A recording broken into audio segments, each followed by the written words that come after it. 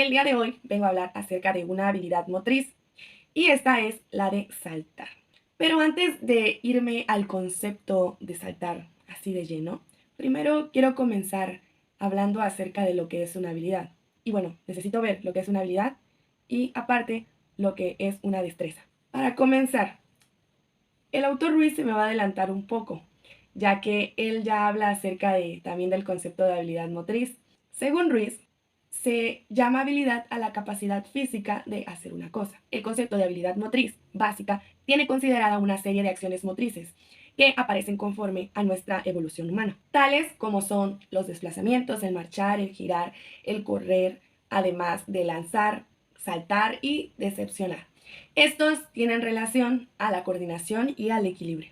Tengo otros 4 conceptos de autores y son el del autor Delgado y el autor Fleischmann. Estos 2 conceptos van de una u otra forma ligados. El autor Delgado nos habla de que una habilidad es la facultad de poder hacer algo de manera eficiente. Y el autor Fleischmann nos habla de la eficiencia de la tarea o el conjunto de las tareas. Y la verdad, cuando vamos a realizar una habilidad, es que hay que pulir esa habilidad para que se pueda hacer de manera eficiente. Y así tengamos ese tipo de facultad. Otros 2 conceptos que son del autor Violet y el del autor Grady. El autor Grady nos habla acerca de toda aquella acción muscular o que sea un movimiento del cuerpo que se requiera para la ejecución de manera exitosa, si bien puede decir, para tener un acto deseado. Y el autor Violet nos habla acerca de una organización secuencial de componentes simples, como lo son los patrones básicos del movimiento, y su estructuración jerárquica para poder tener un resultado de manera consecuente.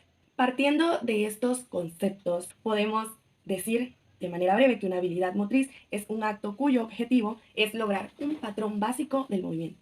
Pero además, en una habilidad motriz podemos combinar uno o más patrones básicos del movimiento. Son aquellos que permiten desplazarnos de un lugar a otro en el espacio. Desde que estamos muy pequeños, podemos ir preparando para poder realizar ya en un futuro habilidades motrices. Las características que son particulares que hacen a una habilidad motriz es que permiten nuestra supervivencia y son aspectos a ser desarrollados entre los 5 y los 12 años, que es un periodo comprendido cuando adquirimos y a cómo vamos a ir desarrollando en el niño las habilidades. La diferencia entre una habilidad motriz y una destreza motriz.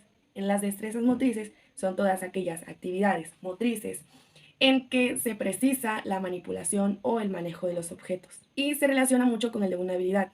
Algunos autores les dan 3 apartados de manera concreta. Estos son que se dividen locomotrices en no locomotrices y de proyección o percepción. Pero saltar, ¿a cuál de estos pertenece? Saltar está en la clasificación de habilidad motriz de locomoción. El salto. Este se origina a través de los patrones elementales de la marcha y de la carrera. Y también podemos definirla como un movimiento en el que está implicado el despegue del cuerpo en el suelo, realizado por el impulso de 1 o 2 pies, quedando momentáneamente en el aire hasta volver a tocar el suelo de manera posterior.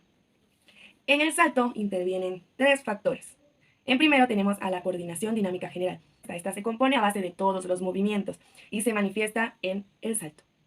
Además, tenemos como segundo punto a la fuerza y al equilibrio. De tal manera que si mejoramos estos factores, también mejoraremos la manera en la que vamos a saltar. Normalmente se divide en 3 fases: impulso, vuelo y caída. Variamos la ejecución de estos y se pueden hallar diferentes formas de salto. Ahora, los saltos en la etapa infantil, que es en donde nosotros tenemos que mejorar el salto. Como nos recuerdan los autores Conde y Viciana en el año de 1997, muchos de ellos enumeran esta habilidad dentro de los desplazamientos. Sí puede ser un desplazamiento. Y siendo formales es ahí donde debe incluirse. Pero hay muchas otras particularidades en donde podemos incluirlos. Y optan por tratar esta habilidad de manera independiente. La característica del salto ante el resto de las demás habilidades motrices básicas es la existencia de una fase aérea, durante la cual ninguna parte del cuerpo logra tener contacto con la superficie de apoyo. Por ello, siempre se implica que todas estas definiciones la hacen de una manera particular.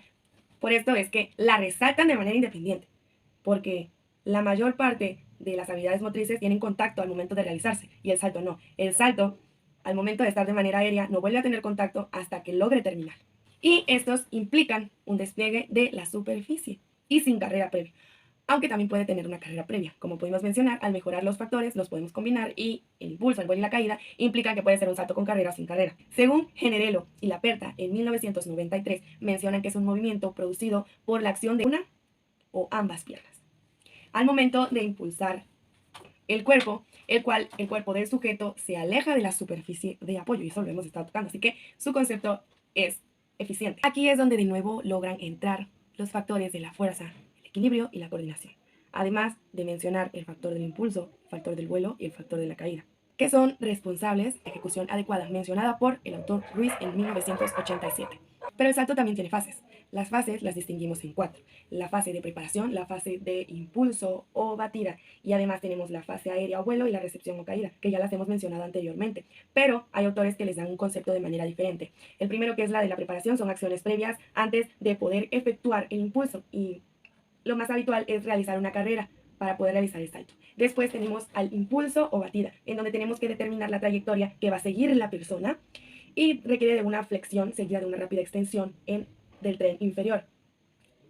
De tercer punto tenemos a la fase aéreo-vuelo, que es donde es una fase que el protagonista del salto pierde el contacto con la superficie plana, con el suelo.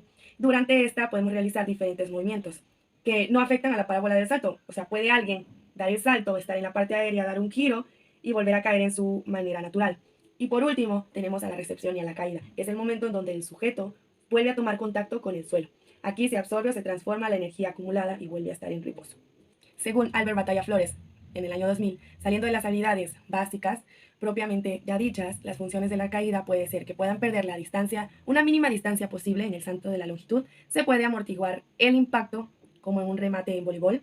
Además, podemos preparar la siguiente acción en una como cama elástica y mantenernos de manera inmóvil y en equilibrio. Esto se utiliza en aparatos de gimnasia deportiva, cuando van de las vallas, saltan, giran y vuelven a caer de manera equilibrada. En cualquier tipo de salto se pueden hallar 4 fases o momentos, o también pueden ser 3, son caracterizadas acciones concretas, en donde además se pueden generar diferentes tipos de tarea para su aprendizaje.